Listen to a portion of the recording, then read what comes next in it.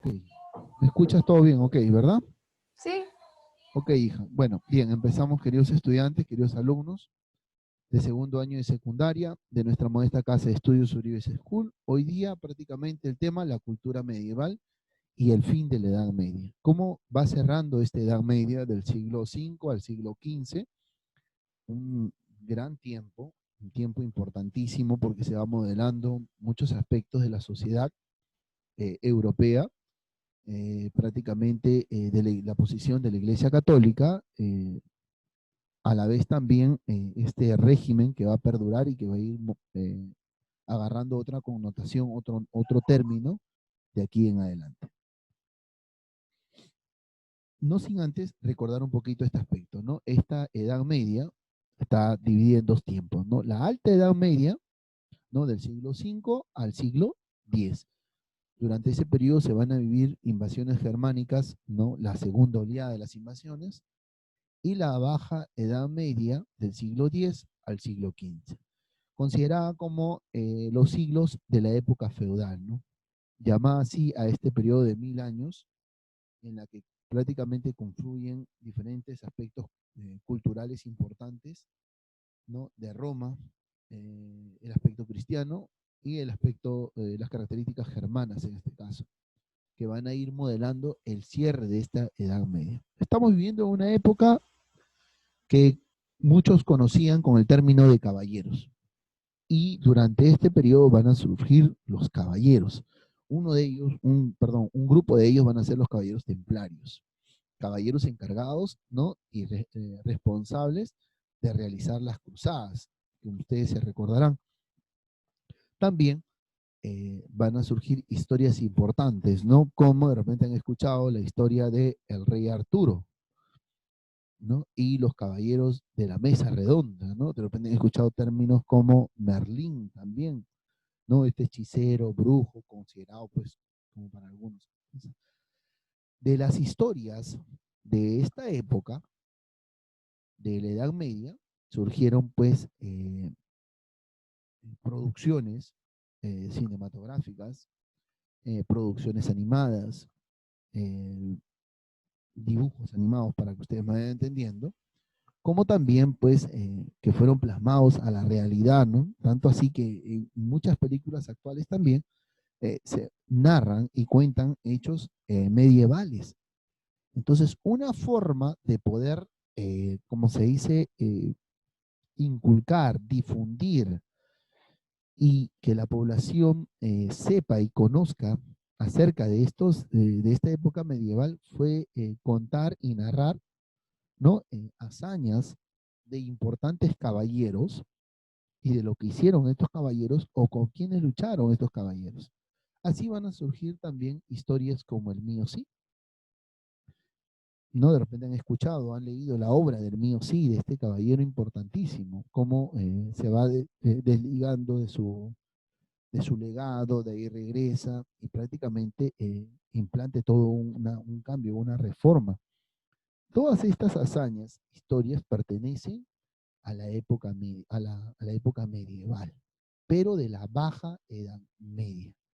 Y todo ese conjunto de manifestaciones es considerado como cultura, pero como es las expresiones de la época medieval, va a ser considerado como la cultura medieval. Entonces la cultura medieval va a traer consigo unos cambios, unas reformas que se van a aplicar de ahí en adelante y que van a perdurar todavía con algunas características mejoradas, con algunos cambios en la edad moderna, en la edad siguiente. Entonces vamos a entender esta cultura medieval, ¿no? Que fue prácticamente el tiempo o el periodo, ¿no? De religiosidad donde la iglesia va a tener un papel importantísimo dentro de la sociedad, en muchos de los aspectos, a raíz de que la iglesia va a tener el control. Recuerden ustedes que la iglesia impartía la educación y los hijos de los reyes eran formados en base al dogma de la iglesia y la iglesia prácticamente enseñaba e inculcaba, así que los reyes asumían su liderazgo, los hijos de los reyes pasaban a ser reyes, ¿y cuál era la religión? La religión que habían aprendido. Entonces la iglesia se estaba posicionando dentro del monopolio educativo y dentro del monopolio, como se dice, administrativo. Así, la iglesia fue involucrándose en muchos aspectos de la sociedad, desde impartir el dogma, como también administrar el ingreso, como también designar gobernantes y reyes. Por lo tanto, a eso se va a sumar una labor educativa. La labor educativa va a ser desempeñada por la iglesia. Así, las escuelas catedralicias fueron los únicos centros de instrucción por mucho tiempo. A eso se sumaron los monasterios.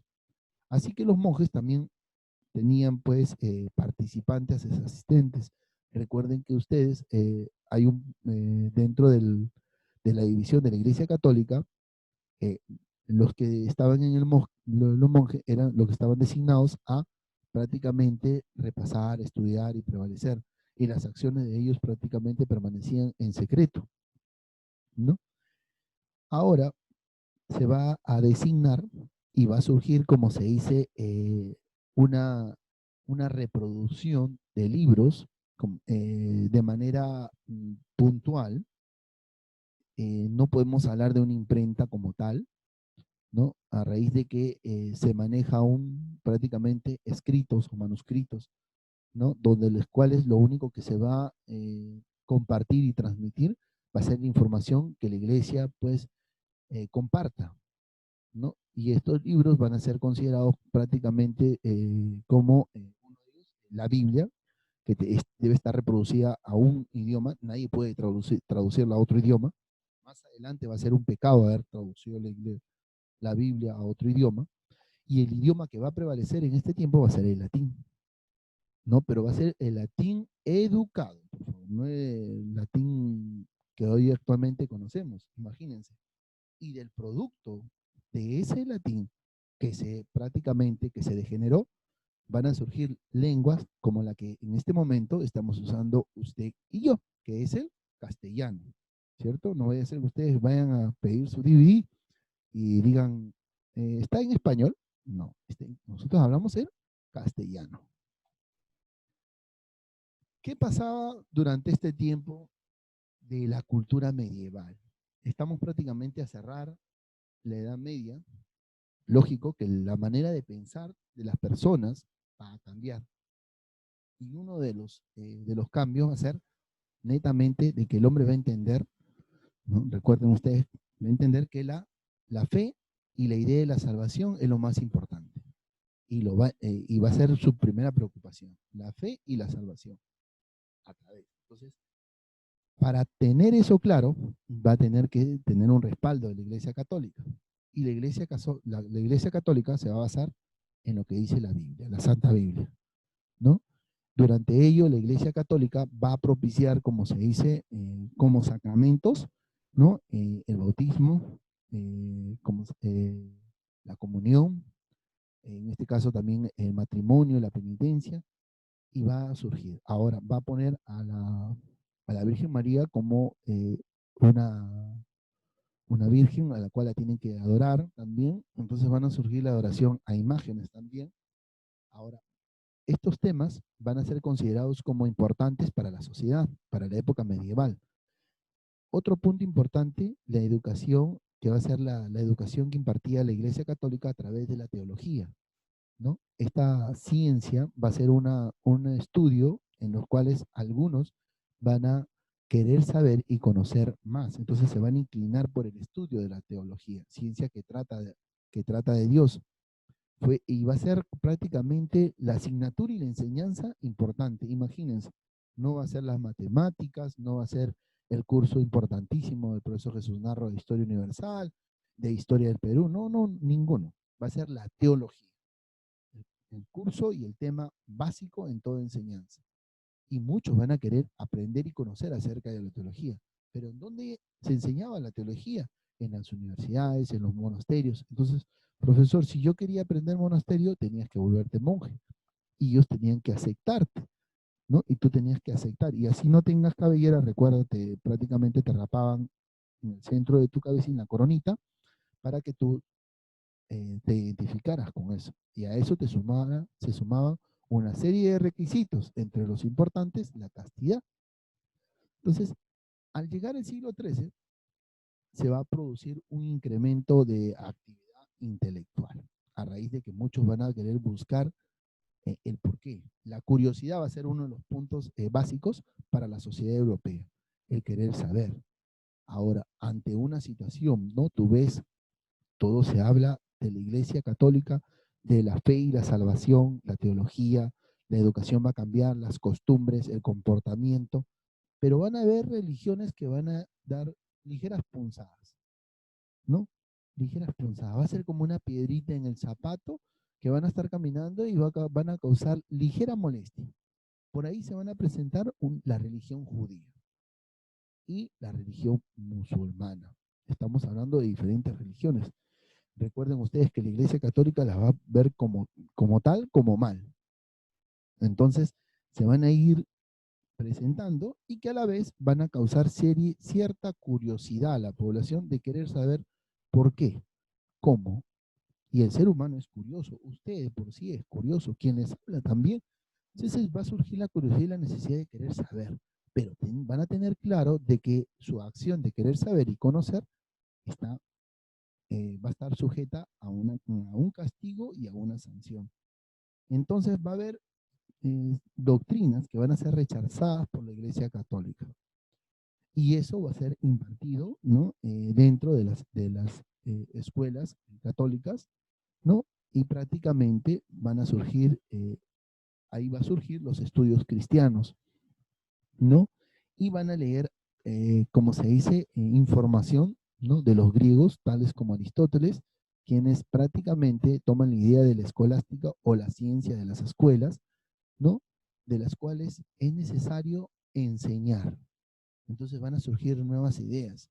La Iglesia Católica va a analizar estos aportes de los griegos, ¿no? De crear escuelas para, para prácticamente cristianizar y llevar el pensamiento cristiano a muchas más personas.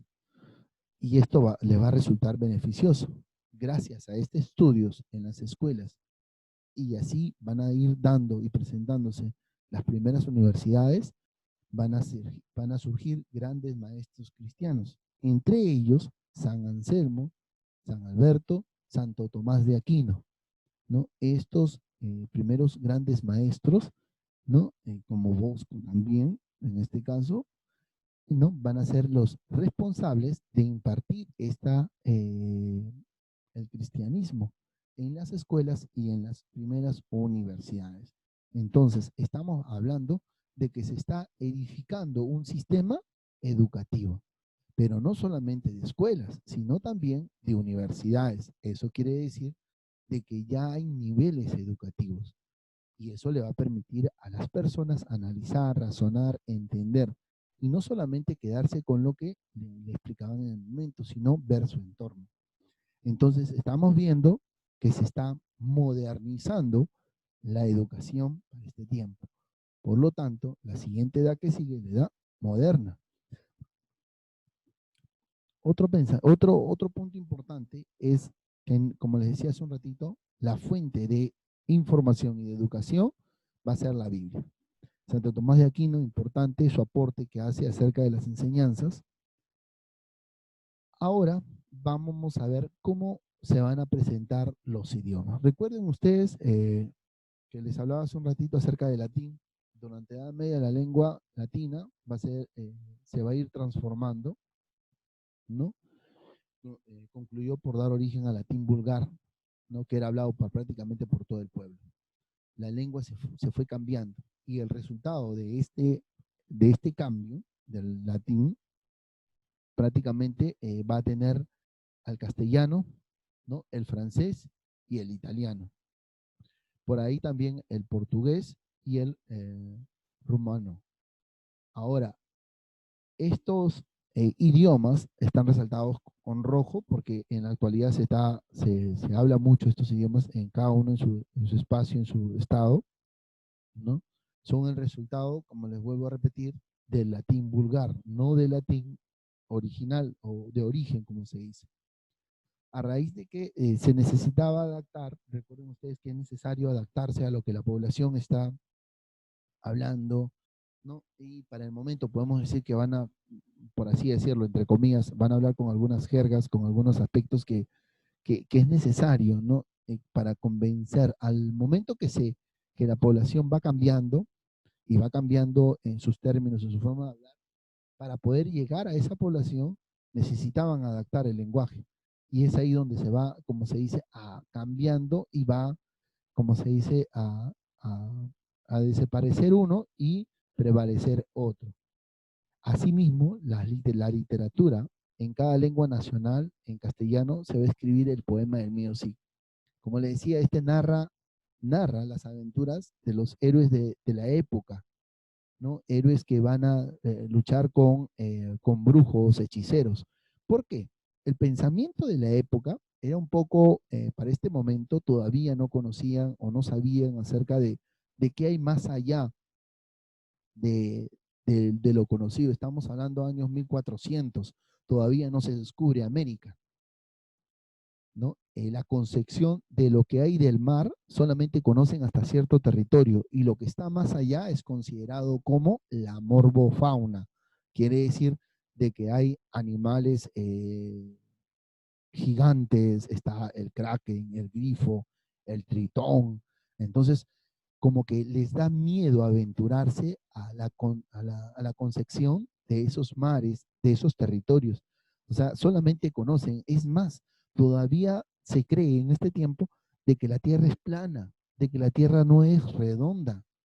Entonces, no hay un despertar de un raciocinio, entre comillas, por así decirlo, porque ya están empezando a cambiar los pensamientos.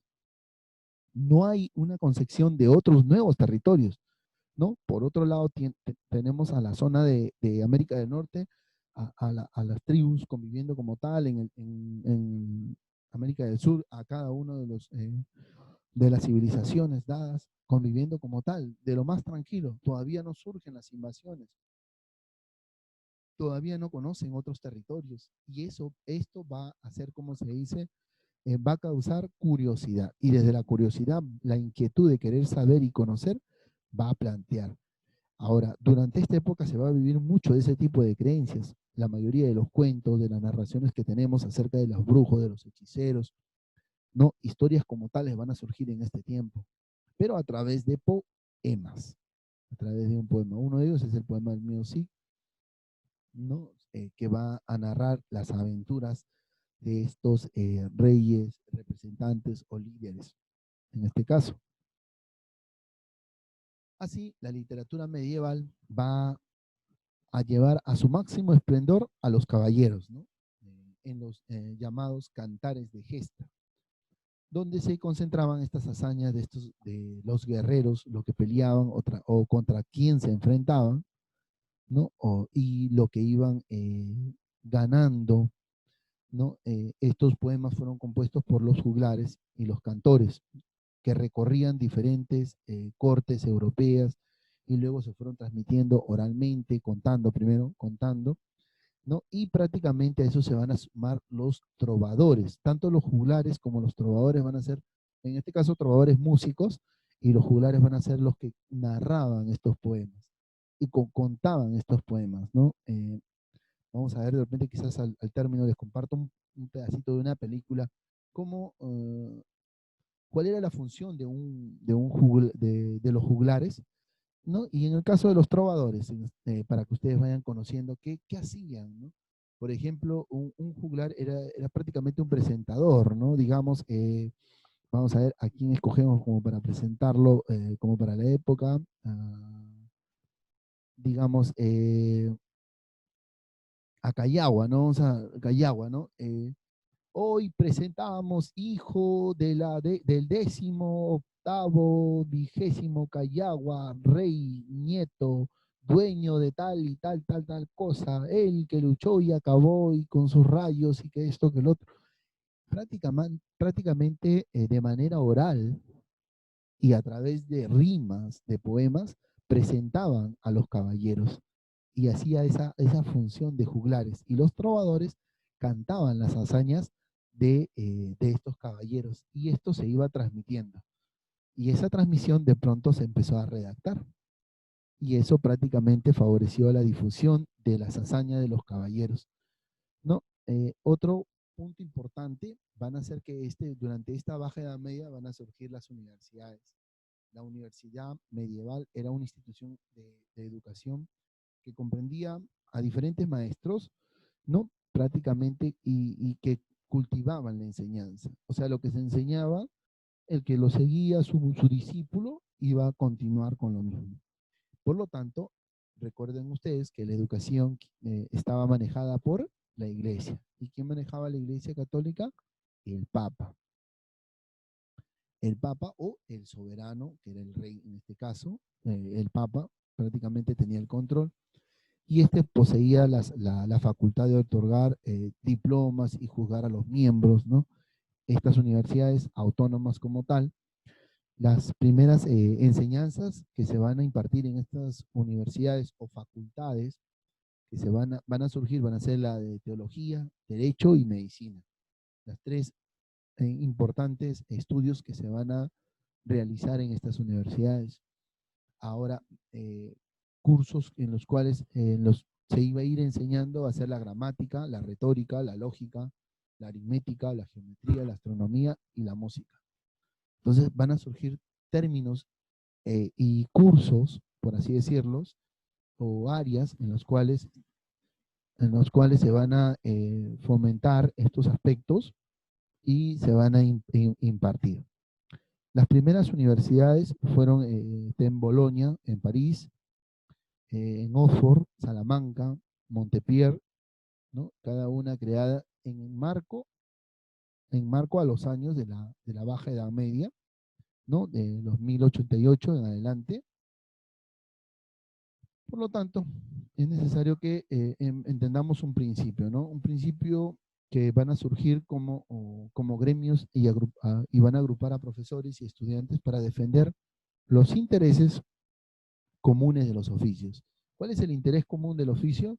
Lo que hasta el momento veíamos, ¿no? En este caso, la medicina, derecho, y el otro aporte importante va a ser, perdón ahí por la bullita, va a ser también la teología. Entonces, al agruparse, van a crear estas primeras facultades que yo les decía hace un momento, dentro de las artes, ¿no? Una de las primeras o de las universidades va a ser la de París, fue una de las más, va a ser de las más importantes y de la cual es, como se dice, el boceto o el modelo para el cual surjan otras como en Inglaterra y la de Salamanca en España, en este caso Oxford en Inglaterra, que en la actualidad todavía se sigue enseñando y están estas universidades y en la cual pues todavía hay todo un legado de enseñanza educativa. Así se va a poblar toda Europa con muchas universidades. Miren, esa es una expresión clara. Miren, ¿quién manejaba las universidades? Entonces la Iglesia Católica va a tener un dominio espectacular durante la Baja Edad Media, ¿no? Ahí están las universidades europeas en el siglo XIV al siglo XV. Una muestra clara.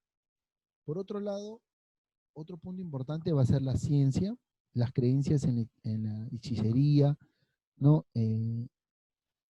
Va a ser uno de los pensamientos dados como tal. La Inquisición va a ser la que va a juzgar estas acciones y va a surgir la búsqueda de hechiceras, de brujas, ¿no? Otro punto importante que van a desear controlar es que van a surgir los alquimistas o la alquimia por los caminos de la magia, también va a ser repudiado por la iglesia y la Inquisición va a ser la que se va a encargar de sancionar estas acciones. La astronomía va a ir avanzando porque se va a ir confeccionando, se va a ir estudiando las estrellas, entonces de manera básica por ahora, ¿no? Y ahí se van informando los primeros horóscopos como tal. Y por otro lado va a estar la Biblia, ¿no? Que era el elemento consultado para encontrar alguna otra explicación. O sea, yo tengo, o pasaba algo, tengo una duda, voy y consulto la Biblia como tal. De todas formas, para el siglo XIII se pueden mencionar progresos científicos importantes, ¿no? Como tanto el número cero, la brújula, el uso de la brújula para la navegación y el progreso de la navegación. Eso va a permitir que vuelva a surgir la curiosidad por conocer diferentes territorios o otros territorios, y van a darse los viajes como Marco Polo, los viajes de Colón, y esto va a permitir pues tener un avance importantísimo en la concepción de nuevos territorios, ¿no? En el arte medieval va a surgir el arte románico y gótico, un arte que va a estar llamado así por prácticamente el acabado que le van a dar a su estilo, ¿no? Por los colores, los matices, eh, las, los espacios que le van a dar, las medidas que le van a dar. Entonces, estos dos tipos de arte van a surgir en el siglo XII en adelante. Y estos artes va a ser fundamental, ya que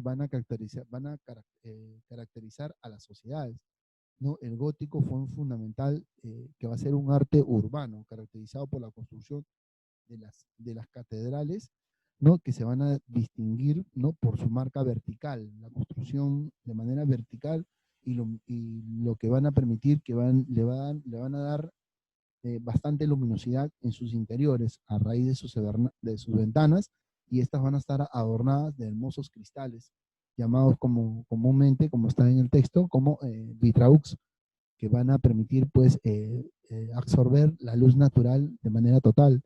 Y el arte románico, que va a ser muy diferente a esta construcción, lo contrario prácticamente.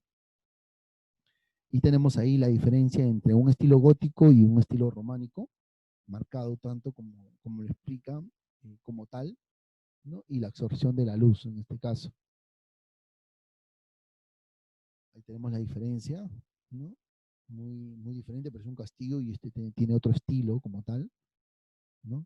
Miren ustedes, parece un castillo, y la diferencia de la absorción de la luz natural, iluminado total, el arte gótico en este caso marcado.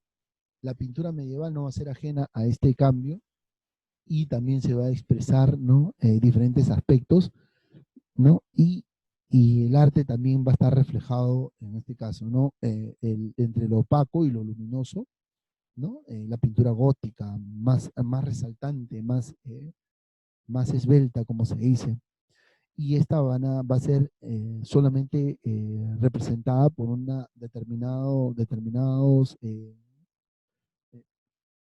por personas encargadas como tal, como se va a realizar en los monasterios. Entonces solamente va a haber exclusividad en algunas manifestaciones culturales en este caso.